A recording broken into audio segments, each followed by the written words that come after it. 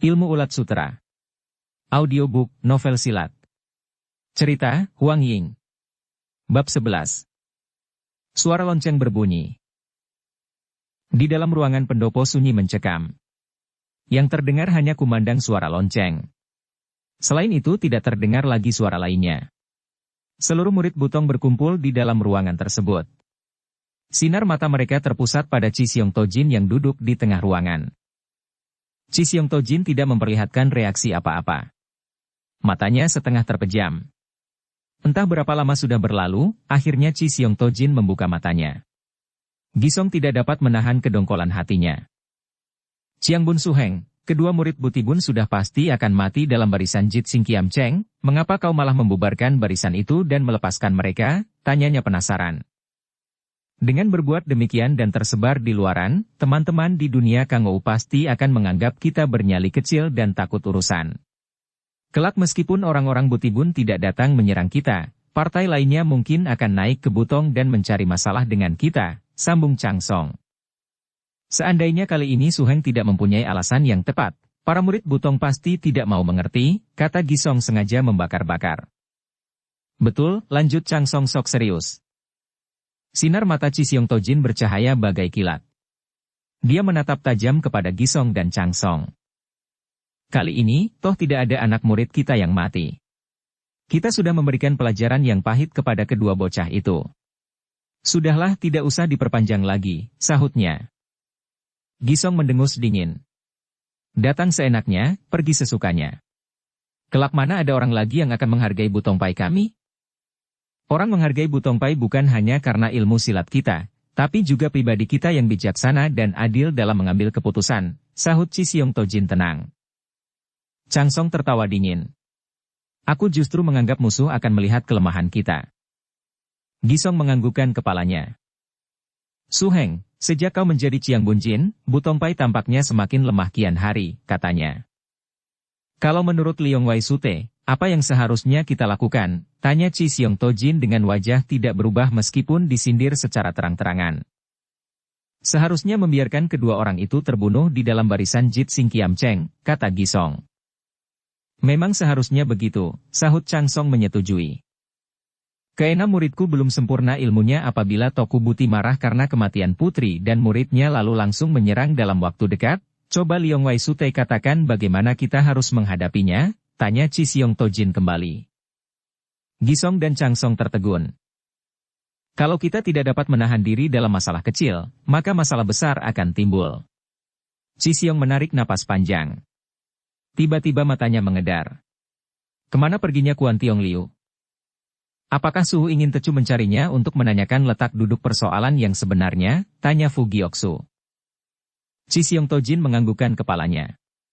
Yo Hong yang berada di sudut ruangan segera berdiri. Tidak perlu dicari lagi. Tadi aku melihat dia membawa dua pelayannya turun gunung dengan tergesa-gesa, katanya menjelaskan. Chang Song mendengus dingin. Pergi tanpa pamit, orang ini benar-benar tidak tahu sopan santun. Sebuah ingatan melintas di benak Gisong. Mungkinkah dia turun gunung mengejar kedua murid Butibun itu, katanya dengan suara lirih. Mata Chang Song bercahaya seketika. Bisa jadi, gumamnya. Kedua orang itu sudah terkurung demikian lama di dalam barisan. Dan mereka juga sudah terluka. Pasti bukan tandingan bocah Shikuan itu. Tidak salah, suara Chang Song semakin rendah sehingga menyerupai bisikan. Chi Xiong tua bangka itu pasti sudah memperhitungkan segalanya. HM benar-benar siasat melempar batu sembunyi tangan yang hebat. Jangan dikira musang tua ini tidak lihai, kata Chang Song sambil melirik sekilas kepada Chi Xiong Tojin. Sebelah tangannya menutup di samping bibir agar suaranya tidak terdengar oleh orang lain. Chi Xiong Tojin tidak mempedulikan mereka sama sekali. Dia hanya tertawa datar. Angin bertiup kencang. Dua ekor kuda yang gagah melangkah perlahan di sebuah jalan kecil. Toku Hong berusaha mempertahankan diri, dia tidak kuat lagi melarikan kudanya cepat-cepat. Kong Sun Hong mengendarai kudanya di belakang Toku Hong, tanpa sadar kepalanya berulang kali menoleh ke sekitarnya. Rasanya tidak ada orang yang mengejar. Setelah melalui jalan kecil tadi, Toku Hong baru bisa bernapas lega. Pinggangnya diluruskan, dia menggigit bibir sendiri. Pada suatu hari nanti, aku akan mencuci Butongsan dengan darah, gerutunya. Kong Sun Hong menjalankan kudanya perlahan. Dendam ini pasti harus dibalas. Lain kali apabila kita datang lagi ke Butongsan jangan beri ampun. Ketemu satu bunuh satu. Kita gunakan api dan bakar habis seluruh Butong, sahutnya dengan amarah yang meluap di dada. Toku Hong mendengus dingin. Dia mengedarkan pandangannya. Heran, mengapa tidak terlihat adanya orang kita yang menyambut? Kong Sun Hong tertawa datar. Apakah kau lupa, kau sendiri yang menyuruh mereka menunggu di tepi sungai? Toku Hong mendengus sekali lagi. Setelah melintasi padang rumput, di kejauhan sudah tampak air sungai yang beriak-riak. Sebuah perahu besar berlabuh di tepi sungai dan ditambatkan pada sebatang pohon besar. Kong Sun Hong menjalankan kudanya menuju ke tempat itu. Dia segera mengenali bahwa yang terlihat di sana memang perahu Butibun. Tapi anehnya tidak ada yang berjaga-jaga. Juga tidak ada orang yang menyambut mereka. Kuda dilarikan ke tepi sungai. Mata Kong Sun Hong mengedar sekelilingnya. Tanpa sadar dia tertegun. Toku Hong melarikan kudanya menyusul. Wajahnya merah padam karena marah. Mereka benar-benar mencari mati. Satu orang pun tidak ada yang menjaga di sini, gerutunya. Wajah Kong Sun Hong malah sedingin es. Tiba-tiba dia menuding. Sumoy, lihat. Toku Hong juga sudah melihat. Seorang anggota Butibun tertelungkup di dalam sungai.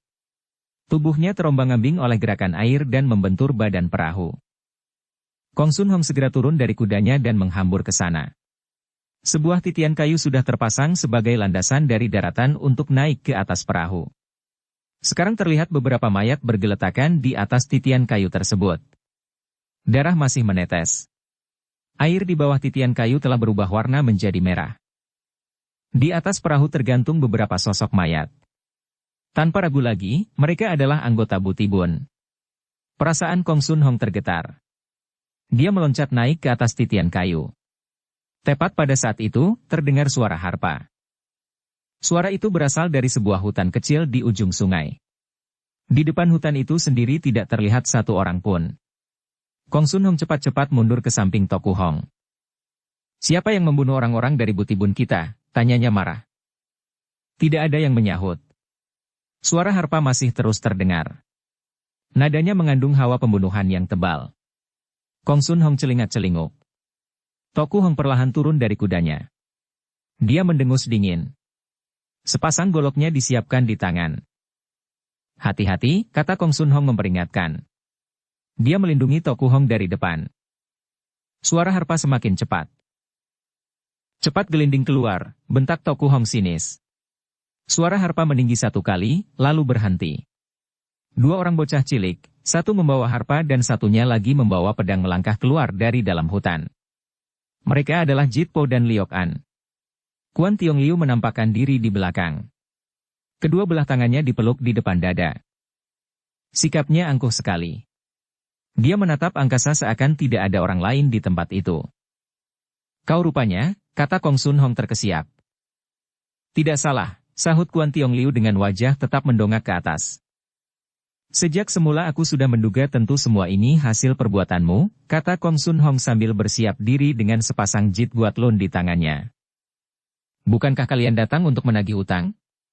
Sekarang kita sudah jauh dari Butongsan, utang piutang kita sudah dapat dihitung dengan tenang, sahut Kuan Tiong Liu tenang. Toku Hong tertawa dingin.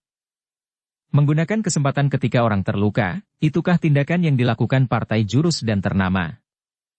Untuk menghadapi manusia-manusia iblis seperti kalian, buat apa harus mematuhi peraturan dunia bulim? Sinar mata Kuan Tiong Liu menatap Toku Hong lekat-lekat.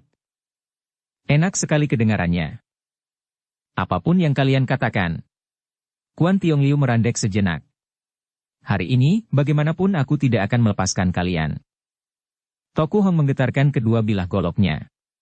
Kuan Tiong Liu, jangan dikira kau bisa meraih keuntungan besar hanya karena kami sedang terluka, sahutnya sinis. Kalian boleh maju bersama. Kuan Tiong Liu mengulurkan tangannya. Pedang, perintahnya kepada pelayannya. Jit Po segera menyerahkan pedang ke tangan anak muda itu. Toku Hong mendengus dingin. Untuk menghadapimu, aku seorang saja sudah cukup, katanya. Baru saja tubuhnya bergerak, Kong Sun Hong sudah mendahului dan melindungi di depannya. Kuan Tiong Liu tertawa dingin. Tubuhnya melesat bagaikan terbang di angkasa, kemudian berjungkir balik dan mendarat di hadapan Kong Sun Hong. Jit Guatlun di tangan Kong Sun Hong segera dibenturkan oleh pemiliknya. Terang, terdengar suara sangat nyaring. Dia langsung menerjang ke arah Kuan Tiong Liu. Dengan gesit pemuda itu menggeserkan tubuhnya. Pedangnya yang panjang menyapu ke kiri dan kanan. 19 kali sabetan dilancarkannya sekaligus. Kong Sun Hong terdesak mundur 10 langkah. Lebih baik kalian maju bersama, katanya. Dengan marah Toku Hong tidak memikirkan gengsi lagi. Dia menerjang ke depan. Tangannya masing-masing menggenggam sebilah golok. Kong Sun Hong takut terjadi apa-apa pada Toku Hong. Jit Guatlunnya menyerang Kuan Tiong Liu dengan kalap. Seandainya mereka tidak terluka, dengan bergabung mereka pasti bisa mengalahkan Kuan Tiong Liu. Tapi keadaan mereka sekarang justru bertolak belakang. Luka yang mereka derita tidak ringan dan sangat lelah karena telah terkurung dalam barisan Jit Sing Kiam Cheng selama sehari semalam. Keadaan mereka sekarang sudah kembang kempis. Oleh karena itu, meskipun hanya dengan seorang diri, Kuan Tiong Liu dapat menghadapi kedua orang lawannya dengan tenang. Pedangnya bagai menari-nari, bayangan tubuh bagai kupu-kupu. Melayang ke kiri dan ke kanan. Tangan masih membalas serangan. Belum sampai 100 jurus dia sudah berhasil mendesak Toku Hong berdua sampai tidak dapat melancarkan serangan dan hanya bertahan saja. Pedangnya bergerak, jurus yang digunakan adalah Siang Si Cao. Siapa yang saja tidak sanggup menerima jurus tersebut, apalagi Toku Hong yang sedang terluka parah. Melihat keadaan itu, Kong Sun Hong panik sekali, tanpa memikirkan akibatnya dia segera menerjang ke depan. Cerep, pedang Kuan Tiong Liu menusuk bahu Kong Sun Hong sedalam 3 cun. Anak muda itu meraung murka, namun rasa sakit hampir tak tertahankan. Jit Guatlun di tangan kanan terlepas jatuh, Jit Guatlun di tangan kiri segera melancarkan sebuah serangan, tapi kecepatannya sudah jauh berkurang. Dengan seenaknya Kuan Tiong Liu berhasil menghindarkan diri dari serangan tersebut. Telapak tangan anak muda itu bergerak secepat kilat. Dada Kong Sun Hong terpukul telak, ia terdesak mundur beberapa langkah kemudian muntah darah. Kuan Tiong Liu tidak berhenti sampai di situ saja. Pedangnya masih berkelebat mengarah tenggorokan Toku Hong. Dengan panik gadis itu menggerakkan kedua bilah goloknya berputaran. Namun biar bagaimana dia berusaha, pedang Kuan Tiong Liu tetap mengejarnya ketat. Sekali lagi pedang meluncur bagai kilat mengancam tenggorokan Toku Hong. Kong Sun Hong berniat menolong, namun tidak keburu lagi. Toku Hong juga tampaknya tidak akan berhasil menghindarkan diri lagi.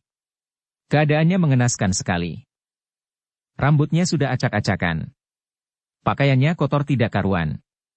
Dia hanya dapat memejamkan mata menunggu kematian. Terang, benturan senjata terdengar memekakkan telinga. Sebatang pedang menangkis serangan Kuan Tiong Liu. Serat, pedang pemuda itu terdorong ke samping.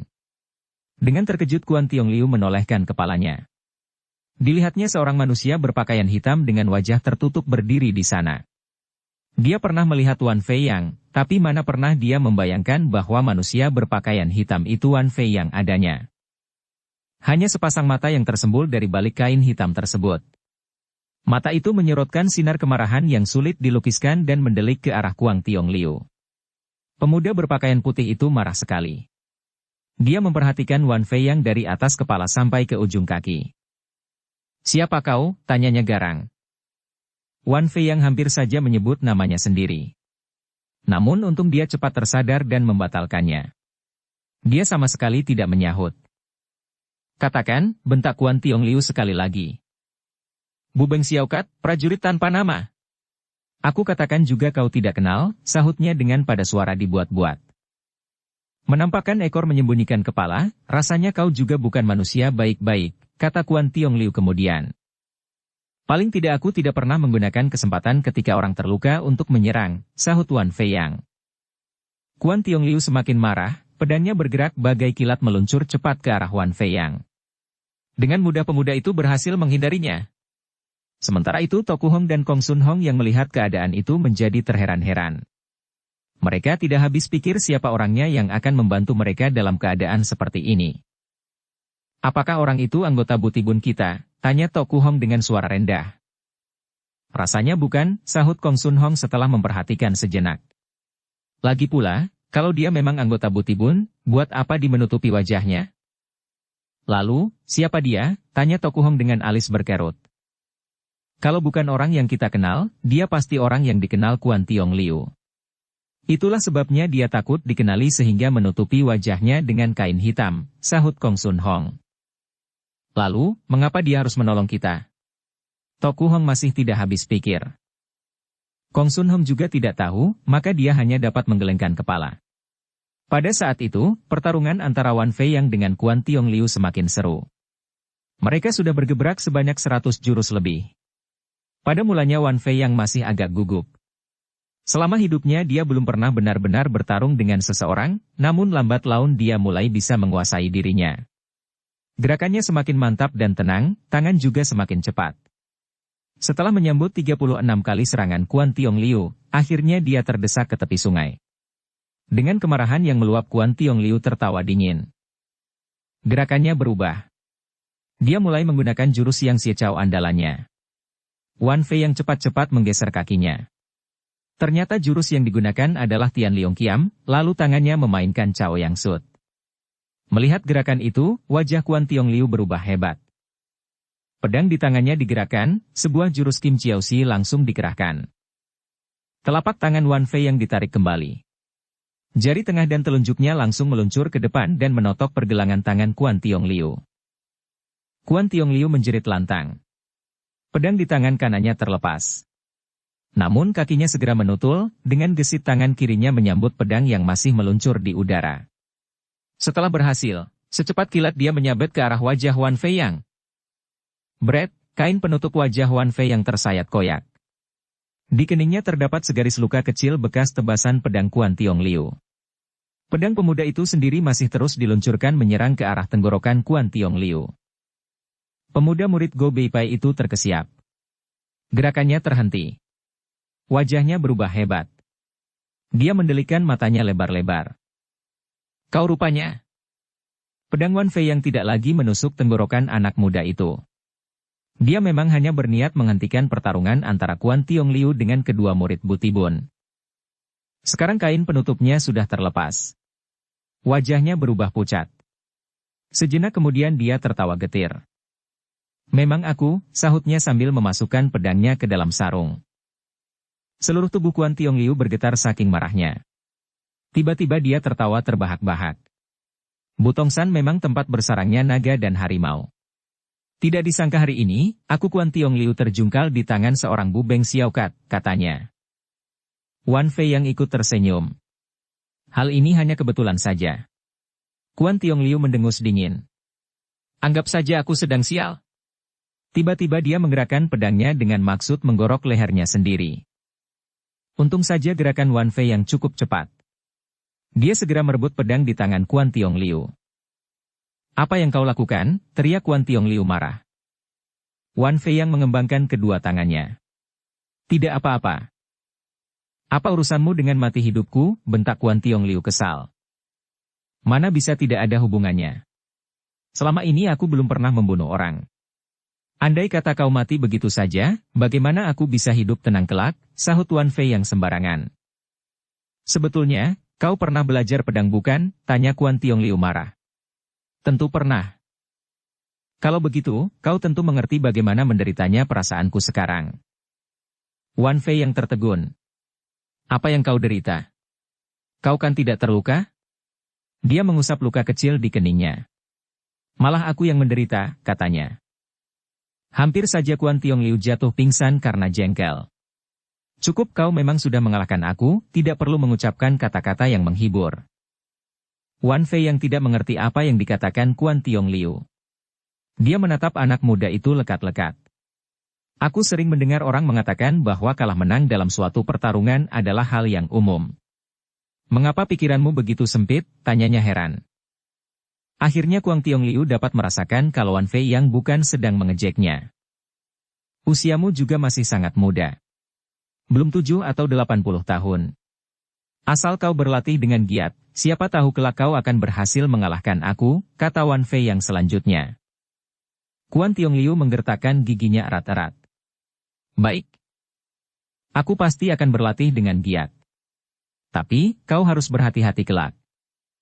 Terima kasih, sahut Wan Fei yang lugu. Dia sama sekali tidak mengerti maksud Kuan Tiong Liu yang sebenarnya. Kelak, apabila aku datang kembali mencarimu dan engkau tidak ada atau pendek usia, maka aku akan lebih menderita daripada sekarang, kata Kuan Tiong Liu kembali. Tanpa menunggu jawaban dari Wan Fei yang, tubuhnya segera melesat meninggalkan tempat itu. Baru beberapa langkah dia kembali lagi untuk mengambil pedangnya yang ketinggalan. Kemudian dia melesat dan naik ke atas sebatang pohon. Jitpo, Liok An, mari kita pergi, teriaknya. Pada saat itu, jarak mereka agak berjauhan dengan orang lainnya. Tanpa sadar mereka bertarung terus sehingga tubuh mereka bergeser sampai tepian sungai bagian hulu. Cara bicara orang ini aneh sekali, gumam Wan Fei yang seorang diri. Suara langkah kaki terdengar mendatangi. Wan Fei yang cepat-cepat memungut kain hitam tadi dan menutup wajahnya kembali. Orang yang mendatangi ternyata Kong Sun Hong dan Toku Hong. Tubuh kedua orang itu terhuyung-huyung. Tampaknya tidak sanggup bertahan lebih lama lagi. Kong Sun Hong menjura dalam-dalam kepada Wan Fei yang. Sobat, terima kasih atas pertolonganmu, katanya. Kesan Wan Fei yang kepada kedua orang ini memang kurang bagus. Tidak perlu berterima kasih. Apa yang aku lakukan bukan kehendakku sendiri, sahutnya datar. Kalau begitu, buat apa bertanya banyak-banyak? Aku masih belum tahu nama besar Tuan, kata Kong Sun Hong menahan sabar. Apakah kau tidak bisa kurangi pembicaraanmu? Sobat, jangan memanggilku demikian mesra. Aku tidak akan bersobat dengan manusia sepertimu, kata-kata Wan Fei yang sama sekali tidak sungkan-sungkan. Tanpa sadar Kong Sun Hong mendengus dingin. Dan pada saat itu juga, terdengar suara. Bruk, Toku Hong yang berada di belakangnya jatuh tidak sadarkan diri di atas tanah. Wan Fei yang menghampiri dengan tergesa-gesa. Dia memeriksa gadis itu sejenak. Kemudian dia menarik napas panjang. Rupanya keluar darah terlalu banyak. Dia menoleh kepada Kong Sun Hong. Kemari kau, teriaknya. Sejak tadi Kong Sun Hong memang berniat menghampiri, tapi kakinya sulit digerakkan. Sebetulnya luka yang dideritanya malah lebih parah daripada Toku Hong, hanya saja tenaga dalamnya lebih tinggi, dia masih dapat memaksakan diri untuk bertahan. Mendengar panggilan Wan Fei yang dia menyeret kakinya dengan susah payah untuk mendekati Toku Hong. Wan Fei yang tidak sabar melihat kelambatannya. Dia menarik lengan baju Kong Sun Hong dan merobeknya, lalu diikatnya luka Toku Hong. Mulutnya malah menggerutu. Sumo sendiri saja tidak becus melindungi. Buat apa jadi suheng? Dada Kong Sun Hong terasa hampir meledak. Langkah kakinya terhuyung-huyung. Segumpal darah segar muncrat dari mulutnya.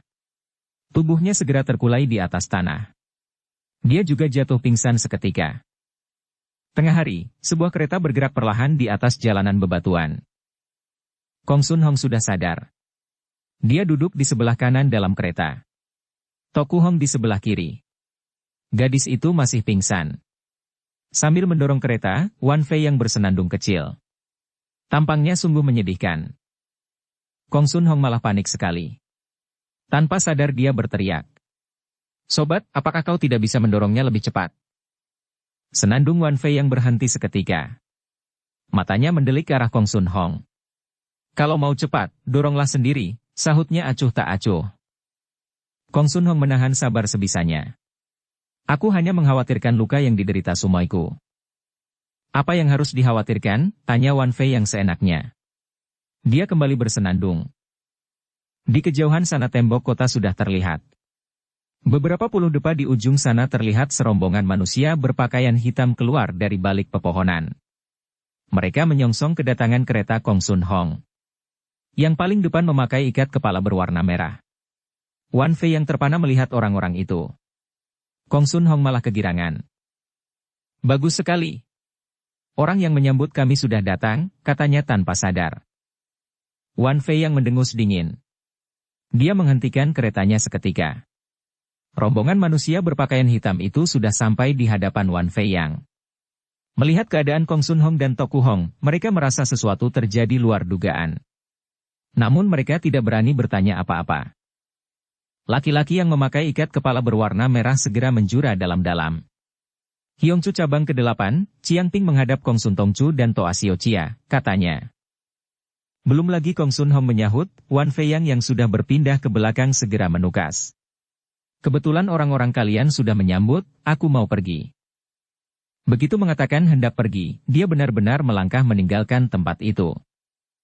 Harap tunggu sebentar, panggil Kong Sun Hong gugup.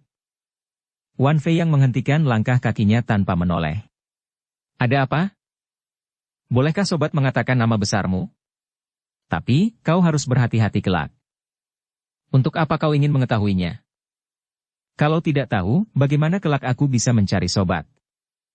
Oh, kau ingin membalas budi. Wan Feiyang menggoyang-goyangkan tangannya. Ada pepatah yang mengatakan bantuan yang tulus tidak mengharapkan pembalasan budi. Budi menyelamatkan jiwa, bagaimanapun harus dibalas, kata Kong Sun Hong serius. Tapi, meskipun sobat tidak menghargai aku, budi ini tetap harus kubalas. Wan Fei yang terpana. Kalau begitu, aku semakin tidak bisa mengatakannya. Tubuhnya melesat. Dalam sekejap mata menghilang dari pandangan. Kong Sun Hong memandangi kepergian penolongnya dengan tatapan dingin. Dia juga tidak memanggilnya kembali. Warna kemerahan mulai tenggelam di ufuk barat. Senja hari hampir berlalu. Keringat membasahi tubuh Wan Feiyang. Dia mendongakkan kepalanya menatap langit. Dia agak terkejut. Celaka. Sudah hampir malam. Aku harus mengambil jalan kecil melintas kembali ke Butongsan, gumamnya. Dia membelok ke sebuah jalan kecil. Tubuhnya berkelebat laksana terbang. Matahari sudah tenggelam secara keseluruhan. Malam pun tiba. Ruang makan di Butongsan kalang kabut. Tidak ada Wan Feiyang, tidak ada yang menanakkan nasi untuk mereka. Perut mereka sudah keroncongan dan menimbulkan bunyi kriuk-kriuk. Sudah sehari penuh, kemana perginya si Wan Feiyang itu? Mungkinkah karena sudah tidak tahan dipermainkan oleh kita, maka sekarang dia kabur dari Butongsan? Bisa jadi. Kalau bocah itu ada di sini, kita tidak pernah merasakan apa-apa. Sekali tidak ada, kita malah jadi kelabakan. Apa tidak? Lihat dia sebal, tidak ketemu malah rindu. Ha. Masih sempat tertawa? Lebih baik kita ramai-ramai mencari dia. Kalian saja yang pergi, hanya Tian yang tahu apakah dia masih hidup. Jangan berpikiran jahat. Seandainya mati, kita juga tidak perlu heran. Selama beberapa tahun ini, mana pernah dia tidak kelihatan sepanjang hari. Oh ya, biasanya dia paling sering kemana? Yang mengajukan pertanyaan ini adalah Fu Gyoksu. 362. Dia paling suka pergi ke telaga menangkap ikan, sahut Lun Wanji. Kalau begitu kita mencarinya di tempat itu. Tentu saja Wanji setuju. Murid yang lainnya juga mengikuti dari belakang. Ucapan mereka terdengar oleh Wan Feiyang. Sebetulnya dia sudah sampai dan bersembunyi di luar ruang makan.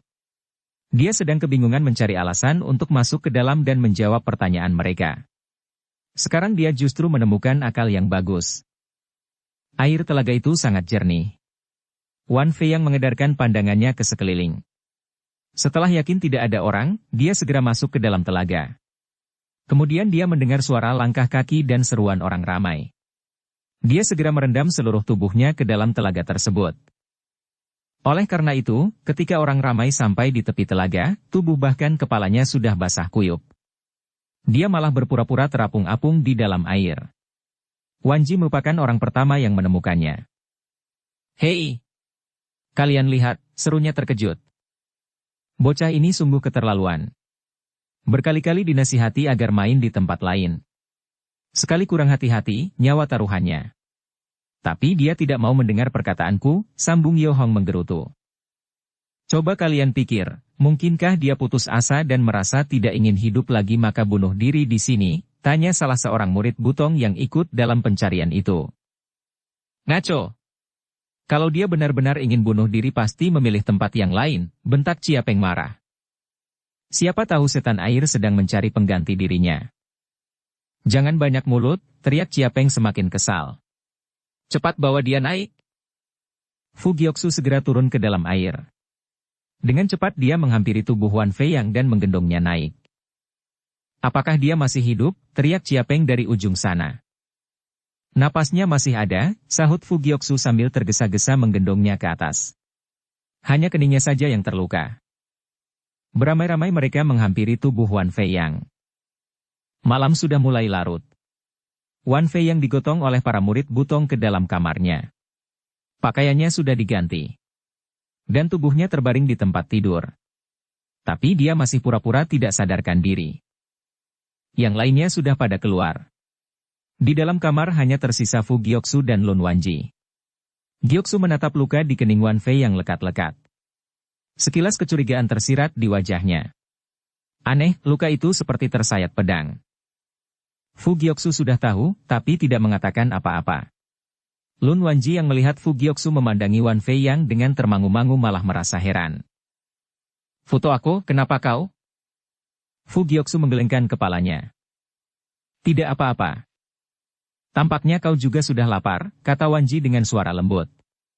"Aku akan memasakkan sedikit makanan untukmu." "Aku ikut bersamamu," sahut Gyoksu. "Apakah kau bisa masak?" "Tanggal perjanjiannya." "Tidak bisa kan ada engkau yang mengajari." Keduanya saling pandang sekilas. Lalu Gyoksu bangkit dan bersama Wanji mereka meninggalkan kamar tersebut. Baru saja pintu tertutup, Wan Fei yang sudah membuka matanya. Tadinya dia gembira sekali, sekarang perasaan hatinya seperti tertekan. Suara tawa dan canda Gyoksu dan Wanji sayup-sayup tertangkap oleh telinganya. Malam semakin larut. Tanggal perjanjiannya. Di hutan yang terpencil berdiri tegak si manusia berpakaian hitam. Dia mendengarkan dengan seksama laporan Wan Fei yang tentang pertarungannya dengan Kuan Tiong Liu. Anak muda itu makin cerita makin bersemangat. Perasaannya yang tertekan sudah hilang sejak tadi. Manusia berpakaian hitam menutupi wajahnya dengan kain. Tidak terlihat bagaimana perasaannya saat itu. Dia hanya mengangguk-angguk sekali-kali. Sampai Wan Fei yang menyelesaikan ceritanya, baru dia membuka suara. "Rasa percaya dirimu sangat tinggi. Oleh karena itu juga kau berhasil mengalahkan Kuan Tiong Liu. Aku sangat gembira mendengarnya." Mendengar perkataan itu, hati Wan Fei yang semakin senang. Manusia berpakaian hitam itu maju 2 langkah kemudian dia menggelengkan kepalanya. "Tapi kau juga mempunyai kelemahan. Lain kali kau harus mengubahnya." Wan Fei yang tertegun seketika. Aja. Hatimu kurang kejam. Bagaimana suhu bisa berkata demikian? Kalau hatimu cukup kejam, Kuan Tiong Liu pasti tidak mempunyai kesempatan merebut kembali pedangnya dan membuka kedokmu. "Hanya luka ringan, tidak apa-apa," sahut Wan Fei yang. "Seandainya tenaga dalam Kuan Tiong Liu lebih tinggi dari sekarang, tebasan pedangnya itu pasti akan membelah kepalamu menjadi 2 bagian." Wajah Wan Fei yang berubah pucat. "Ingat, biar bagaimana, musuh adalah musuh. Turun tangan harus cepat, tepat dan keji. Hati dan pedang bersatu, jangan memencarkan perhatian," kata manusia berpakaian hitam itu sepatah demi sepatah. Tecu akan mengingatnya dalam hati. "Bagus. Malam ini kau harus berlatih terus cara memecahkan Jit Sing Kiam Cheng yang aku ajarkan tadi malam." Wan Fei yang menganggukkan kepalanya. Mata manusia berpakaian hitam itu bersinar tajam. Dia membalikkan tubuhnya dan melesat meninggalkan tempat itu. Begitu masuk ke dalam hutan, mata manusia berpakaian hitam itu bersinar semakin tajam. Dia mengedarkan pandangan ke sekelilingnya, seakan ada sesuatu yang tidak beres. "Apakah aku salah dengar?" gumamnya seorang diri. Tiba-tiba, cerit, seekor kera melintas di hadapannya. "Rupanya hanya seekor kera," katanya dalam hati. Manusia berpakaian hitam itu kembali menggerakkan tubuhnya menuju luar hutan. Tubuhnya berkelebat melewati jalan bebatuan. Sesaat kemudian, seseorang berjalan keluar dari balik pepohonan. Dia adalah Fu Gyoksu. Anak muda tersebut menatap ke arah manusia berpakaian hitam itu menghilang. Wajahnya mengandung kecurigaan yang dalam. Matanya sama sekali tidak berkedip. Siapakah orang ini sebetulnya? Mengapa dia harus bersembunyi di Butongsan dan mengajarkan ilmu silat kepada Wan Fei Yang? Fu Gyoksu benar-benar tidak habis pikir. Tiba-tiba terdengar suara menggelegar, petir menyambar. Seluruh bumi bagai tergetar olehnya. Sekali lagi petir menunjukkan kekuasaannya. Mata Fu Gyoksu bersinar. Dia membalikkan tubuh dan melesat ke arah yang berlawanan. Petir menyambar saling susul-menyusul. Mereka seakan sedang mengadakan perlombaan. Jeritan yang histeris memekakkan telinga, menggetarkan seluruh Butongsan. Gerakan tubuh Fu Gyoksu bagai anak panah. Dia melesat menuju bagian belakang gunung. Di langit terlihat guratan putih melintas cepat. Petir menyambar sekali lagi. Suara jeritan yang mengenaskan kembali terdengar, mendebarkan hati siapapun yang mendengarnya. Gerakan tubuh Fu Gyoksu tidak berhenti. Dia terus menerjang ke depan. Setelah melewati sebuah jalan kecil, dia sampai di tempat yang penuh dengan batu karang. Kemudian ia membelok ke kanan. Setelah berlari puluhan depa, dia melintasi sebuah jembatan gantung yang bergoyang-goyang tertiup angin. Fu Gyoksu menolehkan kepalanya memandang ke sekeliling. Kakinya lalu menutul dan melayang melalui jembatan gantung tersebut. Di ujung sana terlihat pohon-pohon yang rimbun. Batu-batu kerikil memenuhi tanah. Fu Gyoksu melambatkan langkah kakinya. Dia berjalan perlahan melalui jalan kecil tadi. Terhadap keadaan sekitar itu, tampaknya dia sudah mengenal baik. Apabila melangkah ke depan, terlihat gerombolan pohon di sana-sini. Kabut tebal melayang-layang. Hawa dingin menggigilkan tubuh. Tidak terdengar suara serangga ataupun kicauan burung. Di dalam gerombolan pohon, suasana demikian sepi bagai alam orang mati. Fu Gyoksu maju terus. Di depan sana malah jauh berbeda dengan tempat sebelumnya. Satu batang pohon pun tidak terlihat. Batu-batu besar berbentuk aneh justru banyak. Kabut semakin tebal. Di tengah batu-batu besar yang aneh itu ada sebuah gua. Langkah kaki Fu Gyoksu tidak berhenti. Dia masuk ke dalam gua tersebut. Dari balik saku pakaiannya dia mengeluarkan sebuah benda yang dapat bercahaya di dalam gelap. Cahaya api segera menerangi sekitarnya. Tembok sekitar gua itu sudah dilapisi es. Pantas saja kabut demikian tebal dan hawa begitu ingin. Malah ada beberapa gumpalan es batu yang bergelantungan sepanjang gua itu. Kurang lebih 3 depa di depan sana, terlihatlah sebuah telaga. Uap dingin mengepul-ngepul dari telaga itu. Seluruh telaga itu seolah baru dididihkan sehingga uapnya meninggi. Fu Gyoksu tahu bahwa uap yang terlihat itu justru menandakan dinginnya air di dalamnya puluh tahun. Hawa dingin semakin menusuk bagai ribuan jarum kecil yang ditancapkan ke dalam daging. Sekeliling tembok situ penuh luapan air telaga. Kira-kira beberapa meter dari tepian telaga tersebut ada sebuah batu aneh berwarna hijau. Meskipun demikian, seluruh gua dan permukaan telaga dapat terlihat jelas. Seorang kakek yang sudah tua renta dengan pakaian compang-camping dan rambut panjang beriapan duduk di atas batu hijau yang aneh tadi. Rambut dan alisnya sudah memutih, bahkan terlihat bulu-hulu halus yang juga berwarna putih memenuhi keningnya. Wajahnya sendiri sudah penuh keriput. Demikian tuanya sehingga keriput di wajahnya tampak bagai guratan pisau. Kaki tangannya terikat sebuah rantai pajang. Kakinya mengecil sehingga tinggal tulang belulang. Matanya menatap ke dalam telaga. Terlihat sinar ketakutan yang sulit dilukiskan dengan kata-kata.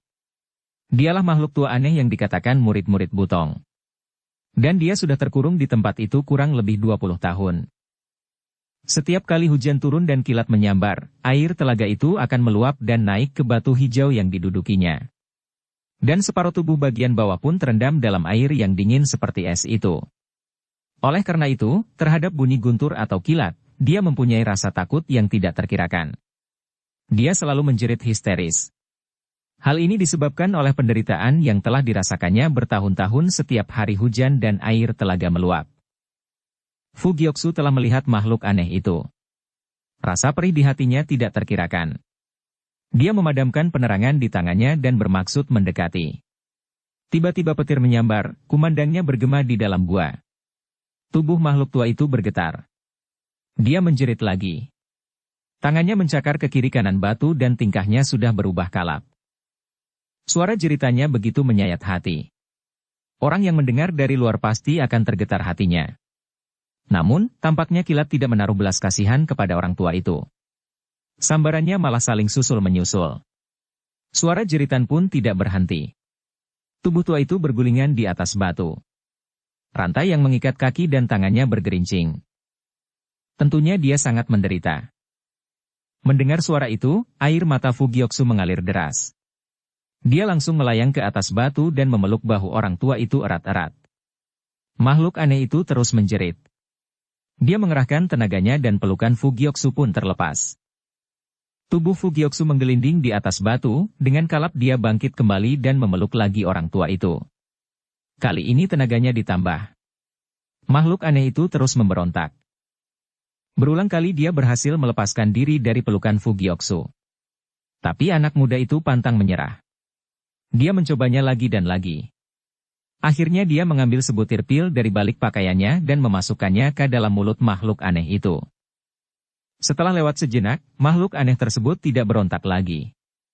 Napasnya tersengal-sengal. Mulutnya ternganga dan mengeluarkan suara, krok, krok. Sekian lama telah berlalu, akhirnya suara mengorok dari mulut makhluk aneh itu berhenti juga. Dia menarik napas dalam-dalam kemudian memandang Fugyoksu. Akhirnya kau datang juga, katanya lirih. Orang tua itu mengulurkan tangannya mengelus wajah Fugyoksu. Kau jauh lebih kurus daripada terakhir kalinya kau datang ke sini. Sunji, cucu, datang terlambat, harap Yaya maafkan. Yaya sudah terlalu menderita, kata Fugyoksu dengan air mata berlinang. Ternyata mereka adalah kakek dan cucu. Siapa Fugyoksu sebenarnya? Fugyoksu menggenggam tangan tua itu erat-erat. Yaya, aku akan menjagamu. Jangan khawatir, katanya sedih. Betul kau kan sudah tumbuh menjadi orang dewasa, sahut orang tua itu tertawa getir. Waktu berlalu dengan cepat. Cepat, teriak orang tua itu marah. Sama sekali tidak cepat. Setiap hari aku duduk terkurung di sini dan memandangi air telaga. Matanya menyorotkan kebencian hatinya. Maling busuk Yan Chongtian. Pada suatu hari nanti, aku akan menghancur leburkan tubuhnya. Fugyoksu memeluk bahu orang tua itu. Yaya, hari itu pasti akan tiba. Sebentar lagi kau sudah bisa meninggalkan tempat ini, katanya menghibur. Keluar. Sepasang mata orang tua itu beralih ke kakinya yang mengecil. Apa gunanya keluar? Sepasang kakiku ini. Suara orang tua itu demikian menyayat. Tiba-tiba dia tertawa terbahak-bahak. Suara tawa itu sungguh tidak enak didengar karena lebih mirip tangisan dan ratapan. Ya, aku mempunyai kabar yang baik, kata Fugyoksu panik. Kabar baik apa? Kami sudah mendapatkan Bani Es Ikatuan, penyambung ampuh laksaan tahun. Apa? Bani Es Ikatuan? Teriak orang tua itu. Dia mencengkeram tangan Fugyoksu erat-erat. Hah? Benarkah apa yang kau katakan? Benar. Kau tidak membohongi aku? Fugyoksu menggelengkan kepalanya dengan tegas. Bani Es Ikatuan segera akan dikirim ke sini, pada saat itu, urat-urat Yaya yang terputus dapat tersambung kembali. Sembari mendengarkan bibir orang tua itu terus mengembangkan senyuman. Dia tertawa lebar kemudian tiba-tiba dia menangis. Kalian tentunya berdusta. Kalian hanya ingin menghibur hatiku dan memberi harapan kepadaku, ratapnya pilu. Tidak bohong. Mereka mendapatkannya dalam sebuah gua terpencil di daerah Taili. Sekarang sedang dalam perjalanan, kata Fugyoksu panik. Makhluk tua itu memandangi Fugyoksu. Akhirnya dia percaya juga. Wajahnya berseri-seri seketika. Kami sudah mendapat berita bahwa tidak lama lagi Chongkoan akan sampai di sini, kata Fugyoksu selanjutnya. Makhluk tua itu tertawa terbahak-bahak. Kalau diperhatikan tingkahnya sudah mirip orang yang kurang waras. Bagus. Yan Chongtian, hari kematianmu sebentar lagi akan tiba, teriaknya lantang. Ya, bagaimanapun kau harus bersabar, sahut Fugyoksu mengingatkan. Aku pasti bisa bersabar. Wajah makhluk tua itu berubah serius, seolah ada sesuatu yang teringat olehnya. Oh ya. Gyoksu, malam ini kilat sudah menyambar demikian lama kau baru tiba. Apakah telah terjadi sesuatu di atas Butongsan? Aku tadi mengikuti seorang manusia aneh berpakaian hitam, sahut Fugyoksu. Apanya yang aneh? Orang ini selain berpakaian hitam juga menutupi wajahnya dengan secarik kain hitam pula. Tampaknya setiap malam dia menyelinap ke dalam lembah yang terpencil dan mengajarkan ilmu silat kepada seorang pelayan, kata Fugyoksu menjelaskan. Bagaimana hasilnya? Rasanya ilmu murid orang itu masih di atas Sunji. Fugyoksu. Apanya yang aneh? Makhluk tua itu terpana. Siapa nama pelayan itu? Wan Fei Yang. Fugyoksu merandek sejenak. Dialah yang selalu mengantarkan makanan untuk Yaya. Makhluk tua itu terkejut sekali. Hah? Manusia berpakaian hitam itu kemungkinan besar Chi Xiong Tojin sendiri, kata Fugyoksu dengan nada berat. Hanya dia yang dapat mengajarkan ilmu demikian tinggi kepada Wan Fei Yang. Chi Xiong Tojin adalah Chiang Bun Jin, sebuah partai besar. Rasanya dia tidak perlu berbuat demikian, sahut makhluk tua itu. Mungkinkan Yan Chongtian? Jangan sebut nama orang ini di hadapanku, teriak makhluk tua itu marah. Baik, baik. Sunji tidak akan menyebutnya lagi, kata Fugyoksu beruntun. Bersambung ke bab 12. Dukung kami dengan subscribe, follow, like, komen dan share. Terima kasih.